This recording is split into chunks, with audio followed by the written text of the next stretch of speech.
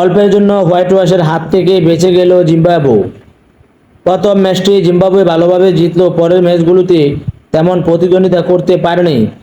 পঞ্চম ও শেষ টি-টোয়েন্টি ম্যাচে স্বাগতিক জিম্বাবুয়েকে 42 রানে হারিয়ে 4-1 ব্যবধানে সিরিজ জিতে নিল টিম ইন্ডিয়া। পঞ্চম টি-টোয়েন্টি ম্যাচে টস নামের ভাগ্য পরীক্ষায় জিতে যায় রাজা। টসে জিতে বোলিং করার সিদ্ধান্ত নেন রাজা। টসে হেরে ব্যাট করতে নেমে টিম ইন্ডিয়া 40 রানে 3 উইকেট হারিয়ে কিছুটা চাপের মুখে পড়ে যায় টিম ইন্ডিয়া। 56 বল থেকে 65 রানে পার্টনারশিপ পায় টিম ইন্ডিয়া। এই পার্টনারশিপের ফলে বড় সংগ্রহের আভাস দেয় টিম ইন্ডিয়া।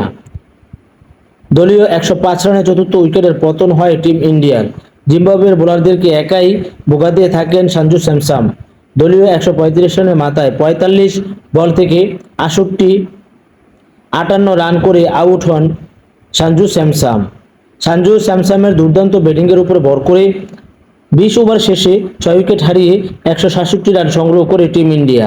168 রানে জয়ের লক্ষ্যে ব্যাট করতে নেমে ইনিংসের তৃতীয় বলে 0 রানে আউট হয় জিম্বাবুয়ের উদ্বোধনী ব্যাটসম্যান। 15 রানে দ্বিতীয় উইকেট। চতুর্থ উইকেট জুটিতে 36 বল থেকে 44 রান করে কিছুটা বিপদে সামাল দেন রাজার দল। দলীয় 59 রানে তৃতীয় উইকেট হারিয়ে বসে জিম্বাবুয়ে। দলীয় 85 ও 87 রানে চতুর্থ ও পঞ্চম উইকেটের পতন হয় রাজার দলের। আর ঘুরে দাঁড়াতে পারেনি জিম্বাবুয়ের কোন ব্যাটসম্যান। নিয়মিত উইকেটগুলি তুলে দেয় ইন্ডিয়ার বোলাররা। 18.3 ওভারে 125 রানে অল আউট হয় Zimbabwe. Man of the match নির্বাচিত হন ডুবি।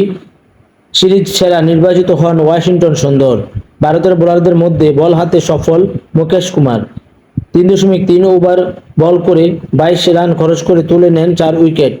ডুবি 2টি, আবিষ্কার শর্মা 1টি, ওয়াশিংটন সুন্দর 1টি, তুষার 1টি উইকেট পান।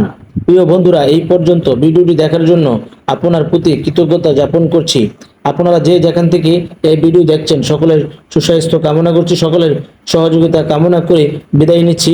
আসসালামু আলাইকুম।